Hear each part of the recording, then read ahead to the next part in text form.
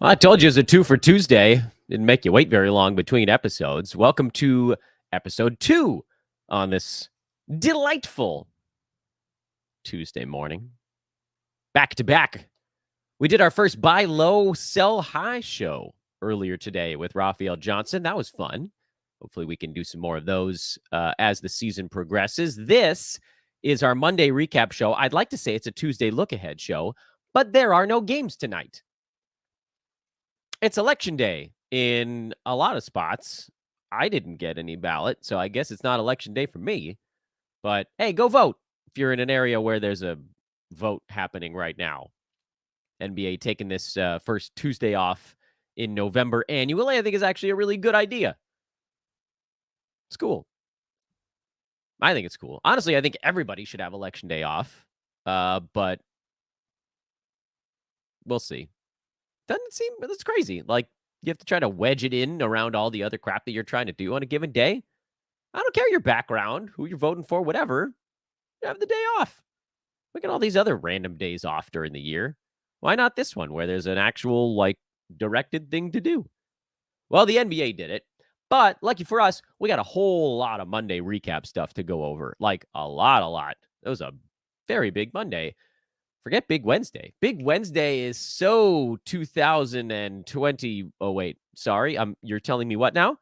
What's that? Fake producer that does not exist talking in my ear. There are 14 games tomorrow. Oh, okay. So Wednesday's still big. Okay, roger that.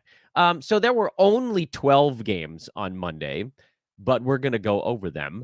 Welcome to the show. Again, this is Fantasy NBA Today, show 2 of 2. I am at Dan Bespris. That's my location. Where are you at? I am at here, Dan Bespris, DanBesbris over on social media. I expect you all will find me over there because I am a bit of an addict. Social media is so damn important for fantasy basketball players. So important. Because, legitimately, while we're on air on most of these shows, news is breaking about what players are out and for how long. There's no time where NBA news isn't happening. And yeah, I mean, this morning, sure, I'm doing back-to-back podcasts. So if, as news breaks over the last 2 hours, I can just say it. I can repeat it all to you. But then I'm off air for 20 some odd hours where how am I going to get you guys the information I need to get you? That's over on social. So definitely come find me over there. If you don't want to follow 15,000 different people, don't, because it's a hellscape. But at Dan Bespris, at Ethos Fantasy BK to follow the Sports Ethos news feed. I'm also quickly here at the front end. I keep forgetting to do this early in the show. I want to make sure that I get these thoughts to you. I'm throwing the Discord link in the chat room here early, popping that up on screen for folks that are watching on YouTube. It is a good one in the description. I made sure of that this time. Please do come join us in Discord. There are awesome premium services in there for folks that have a fantasy pass. If you just are a free Sports Ethos user, there's some really nice, just general NBA chatter going on, especially as we add 15, 20, 30 people to the Discord every day. It just becomes more and more populated with folks who want to talk about fantasy basketball. And a cool thing that I've seen people do is when they ask a question, for even on the free side, they'll put 2 emojis basically for voting on it, and they'll get 9, 10, 15, 20 replies to it of just other people that are cruising through there. And you can kind of crowdsource some of your fantasy questions. So really cool. A lot of really good ways to use that. I hope that we will see some of you over there. But let's not waste too much time on all this other stuff. It's not a waste, Dan. What are you talking about? It's very, very useful time spent. But let's not spend anymore. Waste or not, waste not, want not. Let's talk about fantasy basketball. We're going to dive right on into it. We'll see how long it takes us to get through this thing. The funny thing is, and this is I don't know if you guys remember this Conan O'Brien bit, but at the end of it, or beginning of every show, he would always say, "We got a great show for you guys today." And then he'd sometimes turn, if he had Andy Richter on at that point, or sometimes he was solo, he'd turn to a producer and say something like, "I have to say that." I liked the bit. I thought it was funny. That's kind of how I feel about this one. It was a 12-game Monday, but there were only 2 or 3 things mixed into all those 24 teams that played. So what we're going to try to do on today's show, I'm not going to cover every damn name on the board. That's too much to do. There are too many names. We're going to stick to the valuation changes. Okay? So bear with me on that. If you have questions, you can throw them in the chat room. I'll try to lightning round our way through those at the end of the show. But let's go over some of the changes that emerged from yesterday's card. Change number one on the Washington-Philadelphia side. Philly beat Washington by 18. Wizards are really, really bad. They shot 51%, by the way, and lost by 18 because I had to look this up. The Sixers shot 56%. Denny Avdia, another solid ball game. He's been better than I expected. I'm still not like what you'd call a true Avdia believer, but he's very much good enough to be rostered and played right now.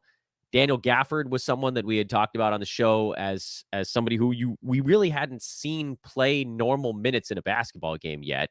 And he finally got them, and he posted a really, really strong game. 12 points, 7 boards, 5 blocks. Eventually, Joel Embiid ate him up. But Gafford started strong, and it's the kind of performance that's going to earn him more play. He was a -4. So was Tyus Jones. So was Kyle Kuzma.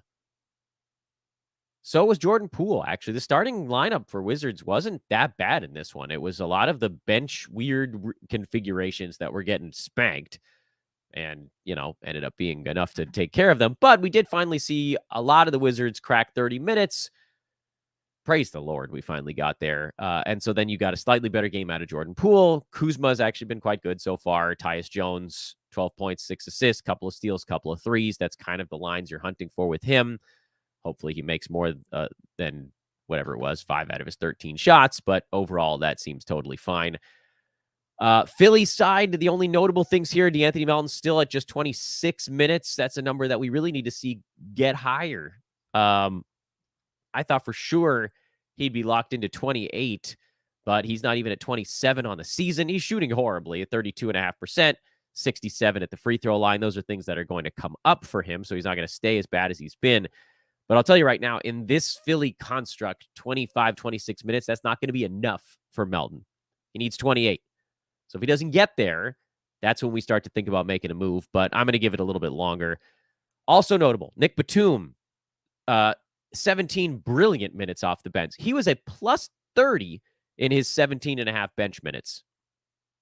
Does that mean he's going to play a bunch? I doubt it because his body can't handle that. But what it did do was it rendered Kelly Oubre somewhat obsolete yesterday. Oubre only 26.5 minutes, only 5 shots was really the key there. They didn't need him gunning. Hold on to Oubre. Let's give this at least another week and a half to see how it goes. Same story for DeAnthony Melton. And then no other real surprises there. Dallas beat Orlando 117-102. Mavs are off to a really good start this year. I admit I didn't have a good feel for the Mavericks coming into this season. That's a team that from a betting standpoint, I pretty much always stay away from, but they've looked good so far. And the Kyrie-Luka connection has been solid. Both guys posted solid games here. Kyrie, 10 assists. He's facilitating more than expected. People are complaining about Kyrie, and I think he's ranked in the 20s right now. Like, it's been kind of a lackluster start because his shots aren't falling, free throw or field. When they do, life gets really easy for him because, like, otherwise, well, I didn't expect 8 assists a game. Well, anyway, Tim Hardaway Jr. hit 4 more three-pointers. At some point, the bottom's going to fall out on this one, but it hasn't happened yet, so you can hang on for dear life if you like. Grant Williams, not as good in this one. He missed some free throws, but overall, kind of the same stuff, which has, I don't know why I said it with kind of a sad tone to my voice. He's number 83 in 9-cat right now, and as long as he's ranked there, he belongs on a team. I know. You guys are all wondering what the hell happened with Derek Lively. 5 fouls in 16 minutes. That's kind of tough to overcome. Still was okay. It gave Dwight Powell some breathing room. I think typically here with Maxi Kleba out, Lively's the guy they want in the mid to high 20s in minutes. He's a hold. Lively's a hold. On the Orlando side, we came into this ball game wondering if Goga Batadze or Mo Wagner was going to win the center minutes battle. With the note, I said it on yesterday's podcast that this may end up just kind of a timeshare, and that's exactly what it was yesterday. Wagner 26 minutes to Batadze's 22. Previous game, Goga got the high 20s. Mo was at 19 or 20. And I do think that it could flip on a game-to-game basis. The faster stat set pileup guy between the two, that was very poorly phrased by me, is Wagner. Mo, 19 points, 5 boards, a steal, a three-pointer in 26 minutes. If he's seeing 24, 25 minutes, he probably gets near the top 100. Right now, it looks like neither one of them belongs on a fantasy team, though. Because if they're really splitting it right down the middle, that means neither one has any real upside. Markelle Fultz was out for another ball game, as was Gary Harris, so that allowed Cole Anthony some room to get loose for 19 points, 5 assists, a steal, a couple of blocks. Good ball game for Cole. I still have this weird fantasy crush on Jalen Suggs. He only played 24 minutes here because his shot wasn't dropping and he was turning the ball over willy-nilly is the term I will use on today's show. But he did have 10 points, 4 boards, 7 assists, a 3, a steal, and a block. There's this outline of fantasy value with Suggs that we can't quite fill in with broad, glistening, delightful colors because he's shooting 36% from the field, but he's also averaging 2.5 defensive stats, over 5 boards, and over 3 assists from the off-guard spot. I can't quit him yet, even though I know I probably should. I can't quit him because when you can get boards, assists, steals, blocks, and up to this point, free throw percent, and the only thing that's been missing is the field goal percent, which would then drive points up as well. It all feels like it's too close for me to let go of. So we're going to hold on to Suggs a little bit longer and see what happens, even if it turns out that it is a urine down the leg. Indiana blew out San Antonio. You can pretty much just dump this box score. Don't read too much into either side of it. Zach Collins, probably a little bit of a buy low because his free throw percent is weirdly terrible to this point, as are his turnovers weirdly high. On the Indy side, I mean, this is like, oh, what if somebody got 25 minutes in the front court? Not Miles Turner. He only needed 21 in this blowout. I was talking about Obi Toppin, who got 27. Someone came in and was like, Dan, Rick Carlisle's going to give Obi Toppin 27 minutes. I would put him on the ad block immediately, but we know it's not going to happen, and so we move on to the next one. Whispering as I do so because it's super annoying. Warriors beat the Pistons 120-109. Golden State 6-2 to start their year. They were another team that, if you go all the way back to July, they were on my list of season win total over bets because I felt like they had a chip on their shoulder. This was sort of like a Warriors, I don't call it last hurrah because Steph Curry still looks like he's in his prime, but it's a little bit of a last hurrah because, you know, what's going to happen with Klay Thompson, age, negative press, and they actually have a little bit of depth this year, specifically Gary Payton II. He's critical for them off the bench, and they've needed it because Andrew Wiggins has turned straight up into a pumpkin. He remains a buy low, and he remains a guy I don't want on my fantasy team. Both of those things are true, meaning if you can go get him for like a waiver wire crapper, you probably do it, and you leave him on your bench until he gets hot, and then you try to move him somewhere else. That's the only thing I would do with Wiggins. Otherwise, avoid. Chris Paul, 17, 5, and 6. He only played 21 minutes, but again, this game was well in hand. Steph was the only Warrior starter to clear 30 minutes. I'm not even really sure why that happened. I think it has to do with his minute pattern, like his substitution pattern, because nobody else did. Draymond, 27, Klay, 28. They didn't need it. What I did like was finally seeing Chris Paul see a few shots go in. That hadn't really happened to this point. He's still shooting just 36% on the season, though. And so you got to feel that his numbers will trend upward a little bit. I remain somewhat concerned about how he and Draymond Green coexist as guys who want to be the facilitators.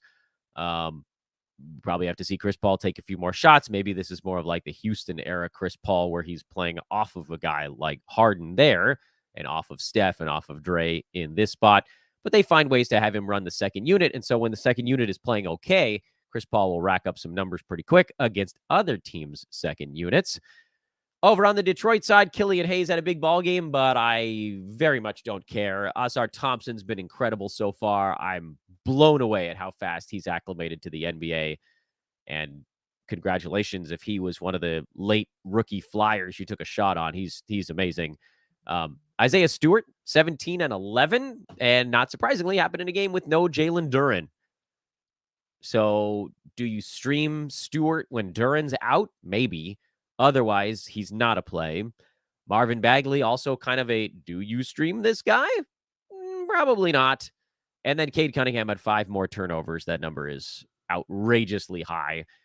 I never thought he was going to be a top 30 guy in 9-cat this season. You guys can go to all my season run-up podcasts as Cade, a guy that I was not drafting where he was going. I thought he was going way too early. But also, he's not going to be, 190 range, which is where he's at in 9-cat right now. That's a number that's going to work its way up the board. Question is, what would it take to get him? And I think it would still be too expensive. Marcus Sasser, 33 minutes. He kind of came back down to earth. I do think the returns of Jaden Ivey and Alec Burks kind of screws up the Marcus Sasser experience we've seen lately. I mean, if you want to add him, understanding you're probably then going to drop him, I don't know. I don't think we need to worry about it. Harden's first game with the Clippers went about as you'd expect when a team jams a whole bunch of mismatched pieces together on day one, which was that some guys played all right, some guys played terribly. The thing that no one ever thinks about when you're incorporating a key piece that's going to play big minutes and have high usage is how is it going to impact the defense? And that was a big-time problem for the Clippers yesterday. They had issues rebounding in a huge way. Mitchell Robinson, I think he has like the most offensive rebounds through 2 weeks for anybody in the NBA for like 20 or 30 years or something like that. I mean, he just annihilated them on the glass. And for the Clippers, Harden was efficient. Kawhi was efficient. Paul George was not. Russ was. And you're just going to see issues. 22 turnovers has to be the number that jumps out at you. And that's going to be a number that is probably somewhat high for the near future. And not just for Harden, because all of these guys are trying to figure out, okay, where's James going to be? Where are the bodies going to go? Who's running the offense? Are we taking turns? Is it Harden running pick and roll and getting it to the rest of us? They have a lot of stuff to work out.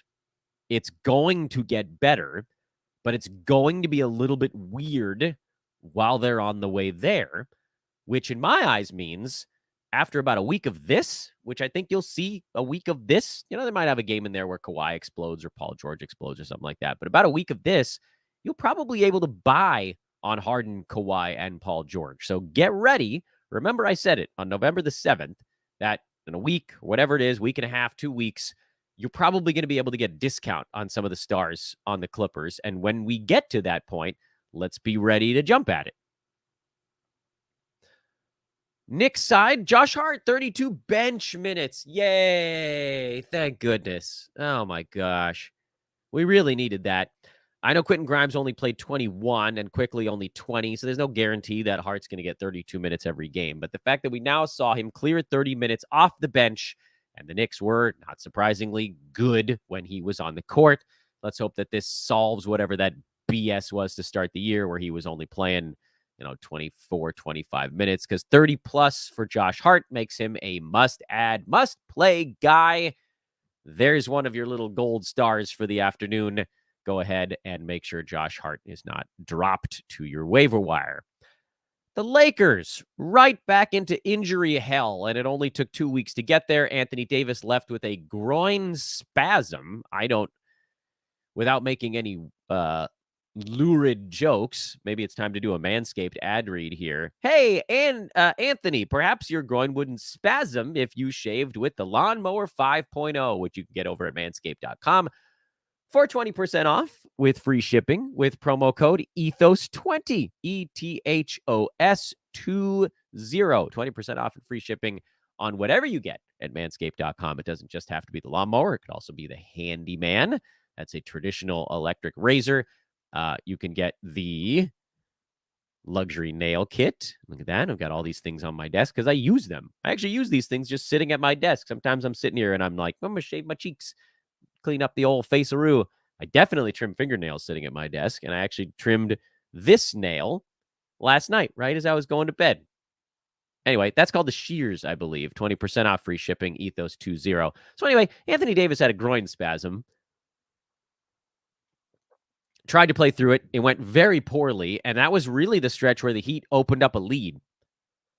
The Lakers also could not stop yelling at refs, and I get it. The game was not particularly well officiated, but like D'Lo, you can't get ejected. That was 2 free points. I think the Lakers gave 4 points to the Heat on technical fouls alone from arguing. LeBron got one, or maybe that was a delay of game or the second delay of either way. Like, they were all getting them. And that ended up being the difference in the damn ball game. Lakers rebounded a little bit better in this one. Not great. Bam had 20, and certainly once Anthony Davis was out, that didn't get any better. But from a fantasy standpoint, you kind of like when a team doesn't have many players available, because Austin Reeves had to play 40 minutes. LeBron had to play 37. This is awful for him long-term, but certainly good right now, fantasy-wise. Taurean Prince played 34 and a half. D'Lo was at 29 before he got tossed. He was going to get to about 36. Christian Wood played 30. Cam Reddish played 29. I mean, they had nobody left. Once D'Lo got ejected and Anthony Davis lost, the Lakers were running a 6-man rotation in this game. Great for fantasy, very bad long-term for that club. Hopefully they get somebody back. If they don't, Austin Reeves is going to be huge. They play again tomorrow in Houston, if I'm remembering that right. LeBron's going to have to be huge. AD's hoping to be back for that ball game, but we'll see. I mean, Prince you can stream, Wood you can play, D'Lo you can play, pretty much anybody that's available. Maybe not Max Christie or Cam Reddish, but almost anybody that's available, you know they're going to get almost 30 minutes because, you know, Rui's out and Gabe Vincent's out and Jackson Hayes is out and AD might be out. And who am I forgetting? There's like 2 other guys that are already hurt for that team. As far as the Heat go, Jimmy Butler had kind of a wake-up game. You knew it would happen against LA. He's up to number 38 in 9-cat now. I mean, this is what you can do early in the season with one big ball game. Adebayo's gigantor game moved him up the board a little bit. He's up to number 92 off a very slow start to the season. Tyler Hero has been solid. And I don't know that anybody else really deserves your time in Miami. Duncan Robinson, 3-point streamer, but that's it. I had outside hopes of Josh Richardson carving out a role for himself because Kyle Lowry is not good at basketball anymore, but also Josh Richardson's not really good at basketball anymore. Let's keep going. We got a long way to go still. Milwaukee beat Brooklyn 129-125. Milwaukee tried to use drop coverage on defense. Remember we talked about that, worked really well in our last ball game, and Brooklyn just went to work with a whole bunch of mid-range shots and sort of forced Milwaukee to abandon that. That's why Brook Lopez didn't have a particularly good ball game here. So don't read too much into that. Schematically, this just didn't work for the Bucks. On the Nets side, big game for Cam Thomas. He's just rolling right now. Mikal Bridges had a nice ball game. Royce O'Neal had a pretty good ball game in 25 minutes off the bench, but he's more streamer level while everybody other than Nick Claxton is healthy. Dorian Finney-Smith had a colder shooting game, but still got a 3-pointer, 6 boards, a steal, a block. He remains a solid fill-in.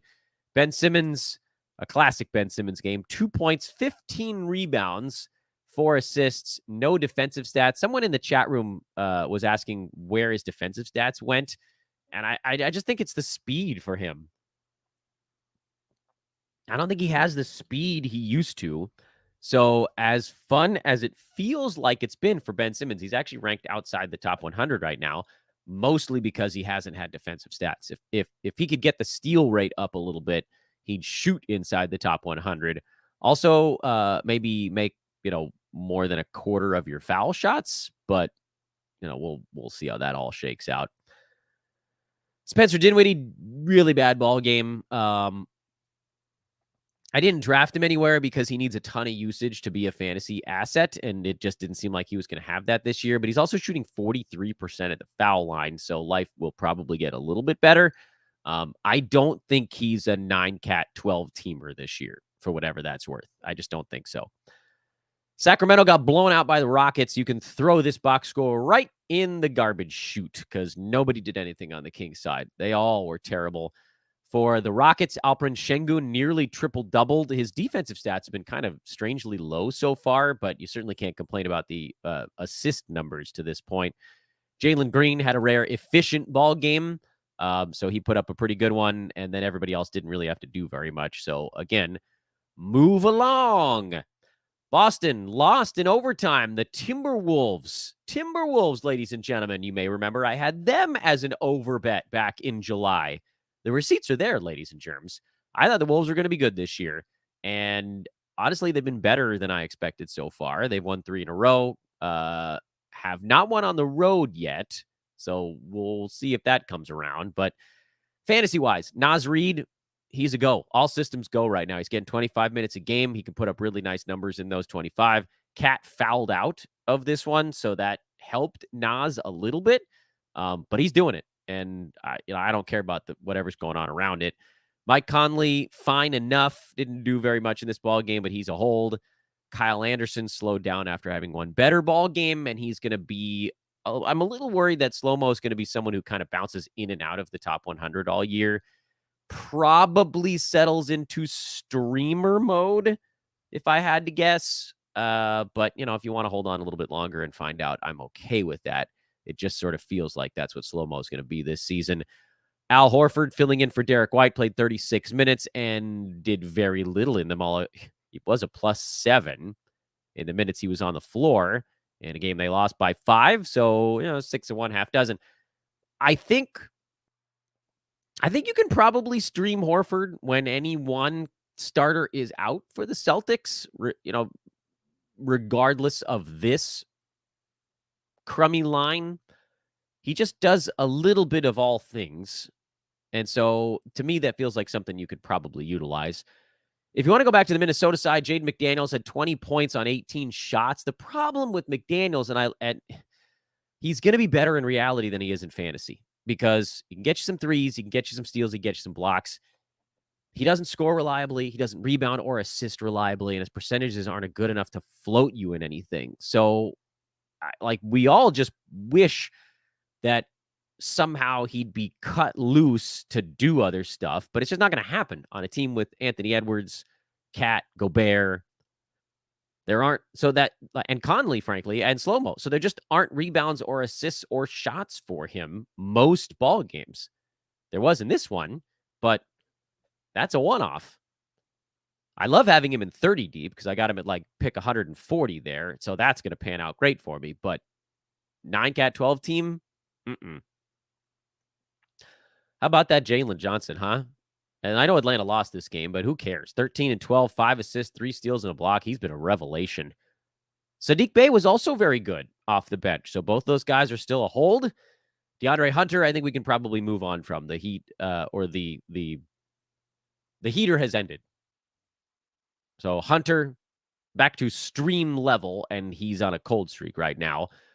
Thunder, nothing really of note. Lou Dort had a big ball game, but we know enough about his fantasy game to know that that's just not going to last all season. Shea came back early from his injury. He was originally listed as out and then ended up playing.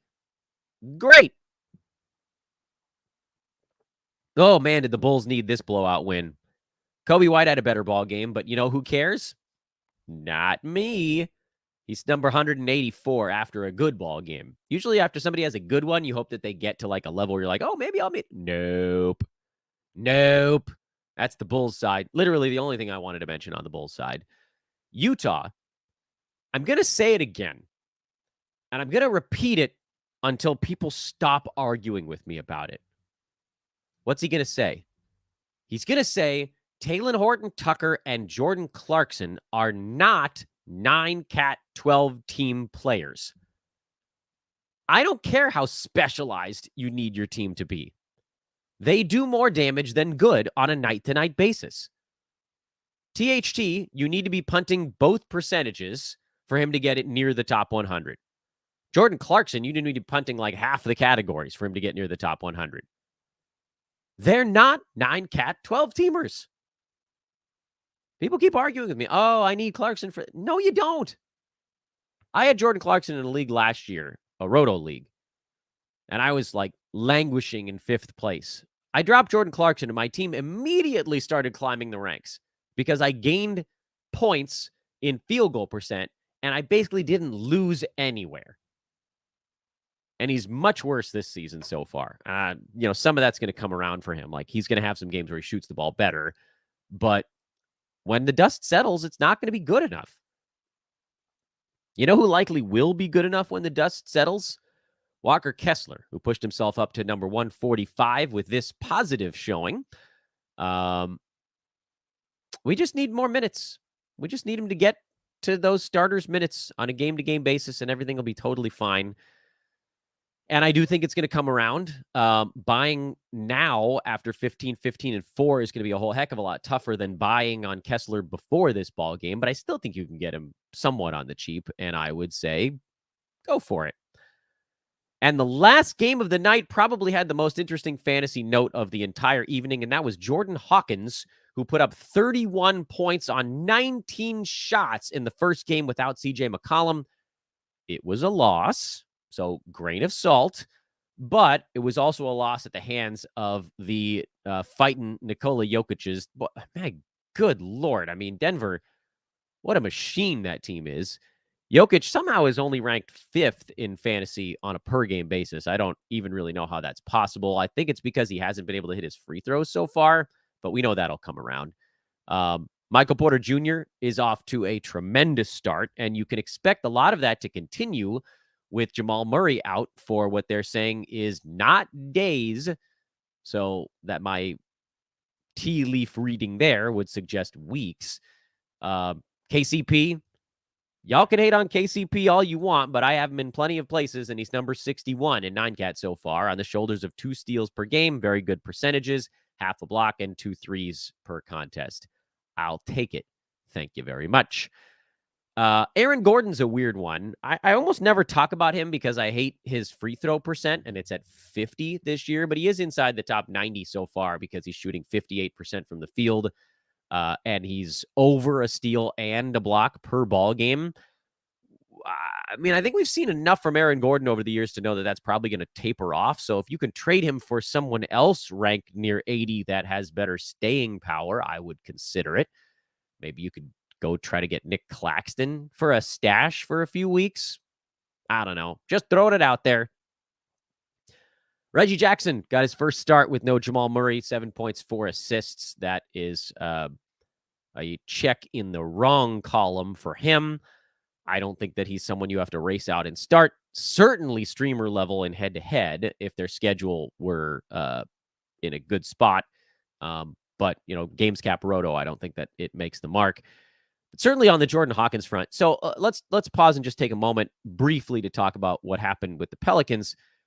The report before the ball game was that the Pels, who said it? I think it was a Willie Green quote, right? Yeah, I think it was from the head coach. I think Willie said that they were probably going to be doing a little bit of matchup stuff. Meaning you'd have some games where there's a little more Matt Ryan, some games where there's a bit more Dyson Daniels, games where maybe there's even a bit more Larry Nance Jr., just to sort of, and not that those guys necessarily all fill in directly for McCollum, but they can move bodies around. They can have Brandon Ingram play some sort of point forward if they had to. They don't need an old-fashioned point guard with McCollum out, although it certainly does help. But, they ran a bunch of their offense through Zion yesterday, for instance. And a lot of times they'll run it through Ingram. Zion with 9 assists and 0 turnovers was very impressive. I don't know that I would call either of those guys an elite passer. I don't know that I would call McCollum an elite passer, but he's a little bit better than those dudes. So the Pelicans are good. They're going to have a little bit of feeling out to do. And in the meantime, they got this young dude who's just on fire. So in my eyes, you have to pick him up. And, we saw when he was filling in for Brandon Ingram that he has a relatively strong fantasy game. That is to say, like, the percentages are not there yet. And that's the thing that you're going to be worried about because young player, rookie, shooting 39% from the field, 73% at the free throw line. But averaging 27 minutes a game this year, 13 points, 4 boards, 2 assists, a steal, and 3 3-pointers. That's hard to completely ignore. So I think I would add him. There's going to be a little bit of a close your eyes and pray kind of thing going on with the percentages. You'll hope that they don't aren't as bad as they have been. Games cap Roto, would I throw him in immediately? No. Especially, again, on the report that they may use Dyson Daniels in a different matchup, things like that. So, games cap, I don't think I'm using him right off the bat. But head-to-head, I think I probably would, because it doesn't, I mean, yeah, I guess it could hurt you if the percentages are that awful on any given night. But if he's going to rack up a bunch of counting stats, which we've talked about variability a bit more this season on the pod, uh, those are things you want to try to collect.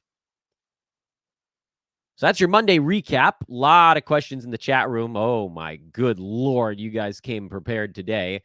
Before we get to those, a reminder mid-show, please hit the like button. It ain't that tough. It'll take you a second. 1 second.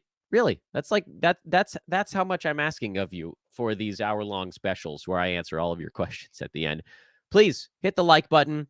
And if you've been enjoying all the content we're putting out, whether that's the buy low, the buy low show, the buy low sell high show from earlier today with Raf, whether it's these recap shows, whether it's the big Friday weekend review shows, whether it's the weekend advance shows with Derek, please subscribe. It means the world. Really. That's how I grow this thing. The subscriptions, that's what does it. So please hit that button. Please like, and please come find me right now. I'm going to go look, actually. I'm going to go check my Twitter feed to see if anybody came and followed me in the middle of the show. Oh, look, it looks like one person did. That's fun. How about you do it as well? And also, hey, did anybody come into our Discord from the link I posted? Actually, it looks like a couple of you guys did find the Discord link. That's fun, too. Look at that. Things happening in real time. Here's the Discord link again for those that are watching. Ahem. I will clear my throat. Take a sip of water, because 2 shows in a row is a lot. And let's see how many of these questions we can get through. Question 1. My league rarely trades. Who do I drop for a streaming spot between Derek Lively, Malcolm Brogdon, and Jalen Suggs? Brogdon fits my team the least because I'm punting assists. It's probably Suggs, unfortunately. Again, I have this little crush on him, but he's not a 10-teamer right now. Hey, Dan, is it crazy that I'd rather keep Chet if someone offered Wembanyama? I feel like Chet's blocks rates are similar and he has better percentages than Wemby. Well, when you say keep, I assume you're talking about a redraft, just sort of 1-to-1 on this thing. I think there is a very real chance that Chet beats Wembanyama this season in straight 9-category rankings. If you need more points, Wembanyama is likely to get those for you. Chet is likely to have better percentages at the end of the year, and that's why he was on the old man squad, even though he's very much not an old man. It's because he has old man ability. Guy who's going to be higher ranked than people expect because his percentages were good. I'm pretty happy with the fact that the only young dude I had on the old man squad was Chet Holmgren. Although, man, can you guys believe SR Thompson? Holy crap. Should I trade Brandon Miller and Benedict Mathurin for Jeremy Grant and Klay Thompson in a dynasty league? No, because I think Brandon Miller's probably the guy. Unless you're really in win now mode, you probably want Brandon Miller from that group in dynasty. Klay Thompson is very much on the tail end of his career. Jeremy Grant is not that far away from it. And he's on a team where he's going to probably get shut down again if they can't move him. His Claxton for my Russ and Lively. Is that too low? That's where, I mean, maybe he's getting tired of stashing. Why the hell not? It's probably not going to get it done, but you could try. Is Christian Wood an ad? Yes. What happened to Ben Simmons' defensive stats? Oh, this was the question that I was talking about before. He's just not as fast as he used to be. They'll be better than they are right now, but they're not going to be where they were. Is Klay Thompson a buy low? Yes, because at some point here, Steph is not going to be able to go full thermonuclear in every single ball game, and they're going to need Klay to step it up a little bit. Now, a lot of the issue has just been that he hasn't taken as many shots as last season. I think that's a number that probably comes up for him a little. So yes, short answer, slight buy low. Would you trade Trae Young for Kawhi Leonard? Yes, but I play a lot of 9-cat games cap roto. And if it totally messes up your team build, then maybe not. Like, Trey might beat him in totals but Kawhi's going to win the per game battle there. Jalen Williams for Jalen Johnson. A Jalen swap? I think I'd rather have Jalen Williams on the Thunder than Jalen Johnson. I love Jalen Johnson a lot. I like them both a lot. But I think I'd rather have Williams. Dan, how would you rank these 3 players in 9-cat roto? Jalen Brunson, DeMar DeRozan, Zach LaVine. I think I'd go actually right in that order. And would you take Michael Porter Jr. over any of them? No. MPJ would be the back end of that for me. Are we dropping Jeremy Sohan? I never picked him up. Told you guys his percentages were going to break you. So, yeah, you can drop him. Is Jalen Williams a buy low? A little bit, yeah. So the one thing that hasn't really come around for Jalen Williams yet is the steals rate. He's only at 0.6. Everything else is exactly where you need it to be. The hope, of course, is that 0.6 steals goes up to more like 1.6, and that's how he jumps from 100 range to more like 50. And anything beyond that is gravy. So, yes, if you can get him for 70, I think I would do it. Mo Wagner versus Goga. Nah, I don't think you need to do either of them. Orlando has a good schedule this week. So, to that end, head-to-head side, you could do both. Roto, I don't think I'm doing either one of them. Dan, help, please. I need to drop a player to activate De'Aaron Fox, Devin Booker, and Derek White. Well, bad news for you, bud. Derek White's the only one that's probably playing in the next ball game. My closest to drop players are Dorian Finney-Smith, Mo Wagner, Tim Hardaway Jr., Tyus Jones, Jordan Hawkins. Tyus Jones, you're not dropping. Wagner, you can drop. Dorian Finney-Smith, you can drop. Jordan Hawkins, you could drop. I think I'd probably hold Tim Hardaway while he's on a heater. Definitely Tyus Jones. And if you prefer Dorian Finney-Smith, because he's probably also sort of a safe floor guy there. Guys, I have the weirdest thing happening. There's this fan in my bedroom, and I don't know what my kids pushed on it, but I turn it off, and then after an hour or two, it turns back on. And now I'm freezing. Should I drop Xavier Tillman for Josh Hart or Kobe White? Yes, for Josh Hart. If you have a chance to trade Jalen Green for a power forward, who do you target? I don't have the first flying clue, guys, because Jalen Green isn't inside the top 200. So who are you going to get? I don't know. I have no idea what that dude is valued at in the general landscape. I can't help on this one. Is it the right decision to trade Tyrese Maxey for Kyrie last week? I know Kyrie's going to miss games, but he's capable of being, yeah. Yeah, I'm good with that. I'm good with Kyrie over Maxey. Should I trade LaMelo Ball for DeJounte Murray in a points league? No. What's the rest of season outlook on Dame? He was a borderline first-round pick, but he doesn't look the same with the Bucks. He wasn't a borderline first-round pick. He was a mid-first-round pick. I think he gets back to at least top 20, probably higher. So I wouldn't worry. In a league with a very deep bench, would you stash Moses Moody with the Wiggins weirdness and likely high injury risk on the Warriors in general, or would you stash Obi Toppin? Well, I guess the question is if you need them doing stuff right now, then Toppin's doing more right now. If this is all about someone you can just sit on your bench forever, then it's Moody. Because then you're like, okay, well, now I'll drop him in. Like if Clay takes a game off or if Wiggins takes a game off or whatever, you get the intermittent bursts of better per game numbers from Moody. Whereas with Toppin, like you're going to get something. It's not going to be great, but you're going to get something every day. Should I drop Tillman or Monk for Jordan Hawkins? Yeah, I think you can drop Tillman. Not that Hawkins is going to be a rest of season guy, but I don't think Tillman's going to be a rest of season guy anymore either. Weekly 12-team head-to-head league with an open IL plus slot. Would you stash Alec Burks or Amin Thompson? We'll go Burks. I think he'll be back sooner. I think he'll produce quicker. I didn't get the chance to ask in the earlier show, but what are your opinions about 2-for-1 trades, like combining a sell-high guy with a player you want to get rid of for a higher-ranked player? I like them, But as everybody gets better at playing fantasy sports, they become tougher and tougher to pull off. So you're going to have to feel like you're giving up more than you're getting back, like significantly, or you're not going to be able to pull it off. The problem with 2-for-1s is people send like 2 top 70 guys and they ask for a top 40 guy back. It doesn't work that way. You need a guy overperforming who you think is going to fall back and pair that dude up with a safer side player and ask for that top 40. So I like them. They're hard to do. Dan, would you trade Jalen Williams to get Azar Thompson in 9-cat roto? No, it's a little bit of a sell low on Jalen and a bit of a buy high on Thompson. So no, I like them both a lot, but I don't think that's the right pairing. Should I try to sell high on Gordon Hayward? Yes, you frickin' should. He's number 60 and he hasn't gotten hurt yet.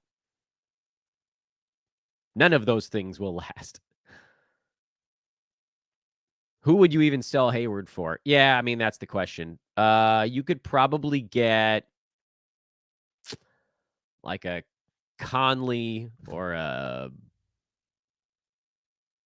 maybe Grant. Maybe you could get D'Lo. He's ranked like 25 slots behind because his shot hasn't fallen that much yet. If you get D'Angelo Russell for it, maybe injured Terry Rozier. No, that won't happen.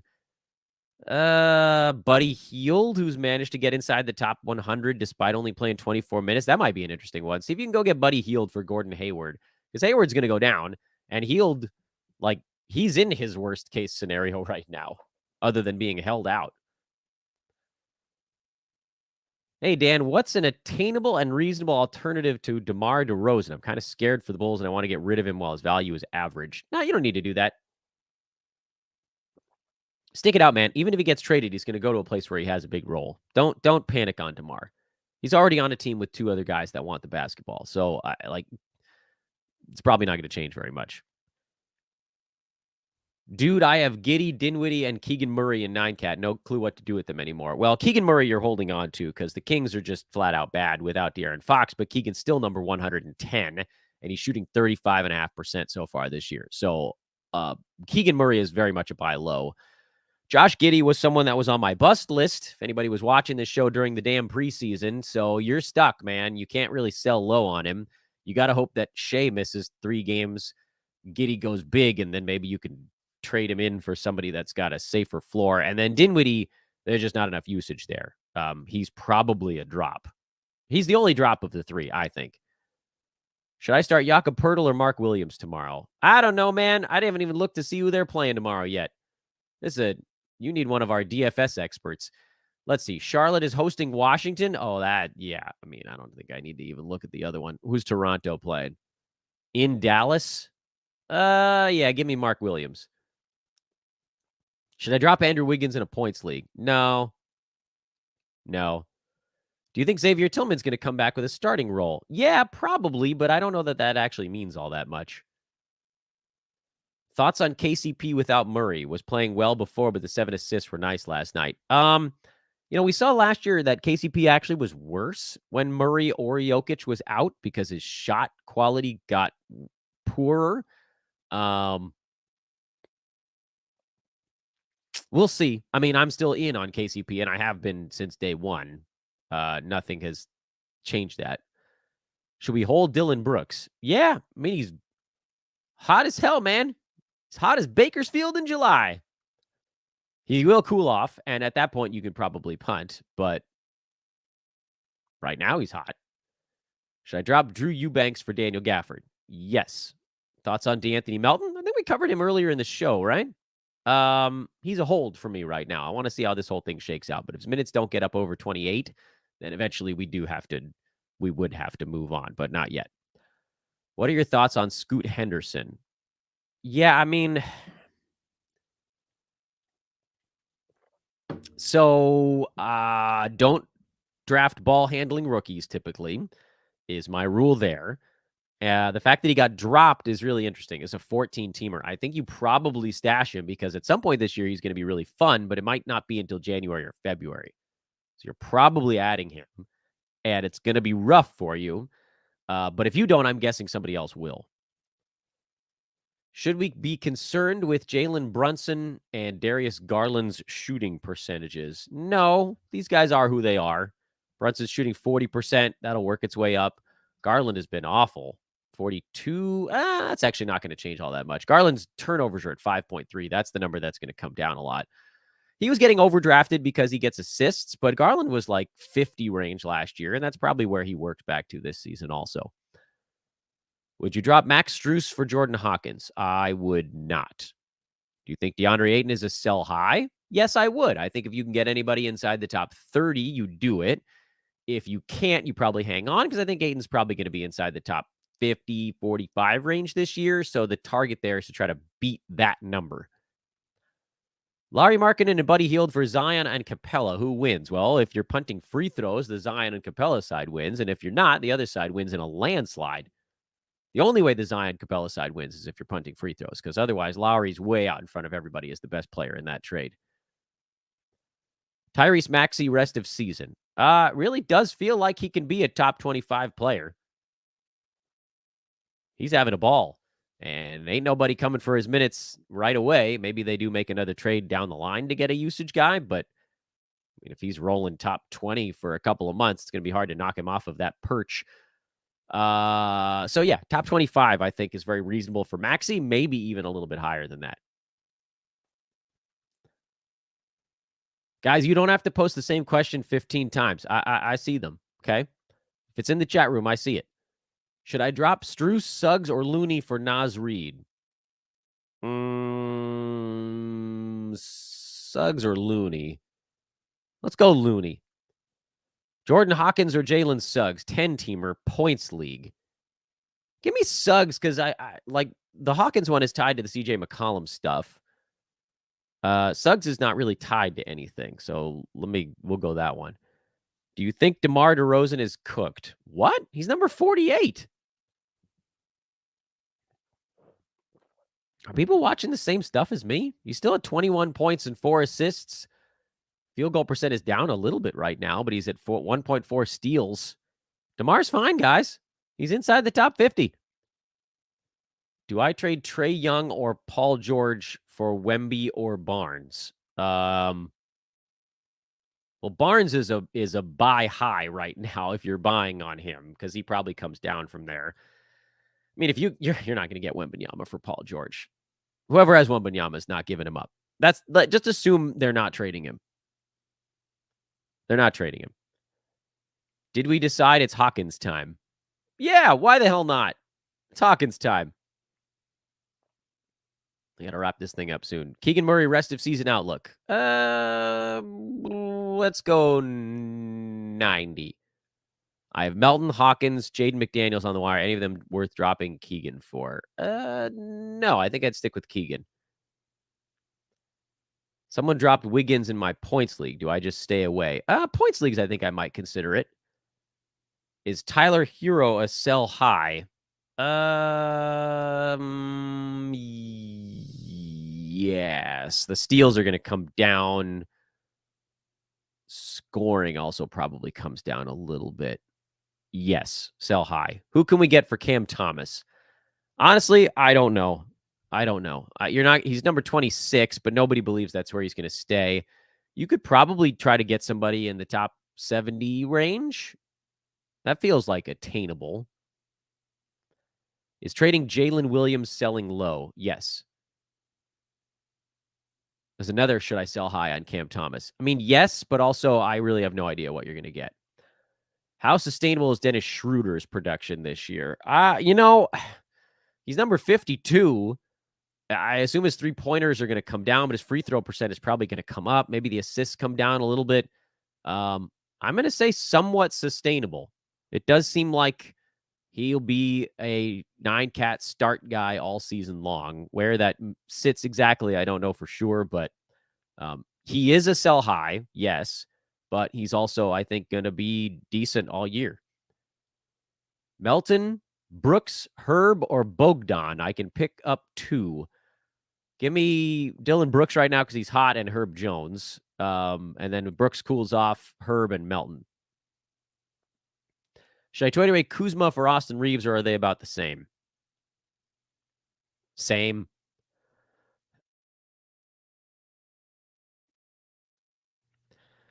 Should I drop Bruce Brown for Jordan Hawkins or Jalen Suggs or Max Strus? Maybe Max Strus or maybe nothing. I don't think that's going to change your team very much. Tatum and Trey Jones for McHale and OG and CP3. The Tatum side. Melton or Strus? Right now, it's Max Strus, believe it or not. Dame or Damian or Donovan Mitchell. Sorry, not Davion Mitchell. Dame or Donovan Mitchell, rest of season. I think they'll be pretty tight, actually. Those guys probably both end up in the 12 to 16 range, somewhere near there. So whichever. Maybe Dame by a tiny bit, but whichever. Anthony Simons, rest of season. Well, we need to get him back first. But then hopefully top 70 after that. Is it worth adding Miles Bridges? I'm personally not doing it. I don't care if you do. I'm not going to judge anybody. I just think I can win without him. Yes, if you are feeling cutthroat, you can do it. I don't really want to bother. Would you try to sell PJ Washington with Miles Bridges coming back? Yes. Should I drop? Oh, this is a shallow leak. Someone dropped Jaden Williams? I'm assuming Jalen Williams. Should I drop Gobert, D'Lo, or Van Vliet? D'Lo would be your weakest of those guys. Thoughts on Tari Eason when he comes back? I don't think he's quite inside the top 100 when he comes back. Rebounds and steals, if he can get a bunch of those, he might be able to get there, but it's iffy. Should I keep Herb Jones? Yeah, certainly with McCollum out. Let's see how that goes. And Hart, rest of season, if his minutes stay high. Well, he was in the 65 range in 30-some-odd minutes last year, so let's say 85 or better. And that's that. 2 shows back-to-back. That's a lot of shows. I need to stop talking. Guys, find me over on social at Dan Besbris. Like, rate, subscribe. Go check out the Fantasy Pass at sportsethos.com. You'll love it. Hang out with us in Discord. Hang out with us on social. We'll see you guys again tomorrow. So long for now. This is Fantasy NBA Today, a Sports Ethos presentation. I was Dan Besbris? ?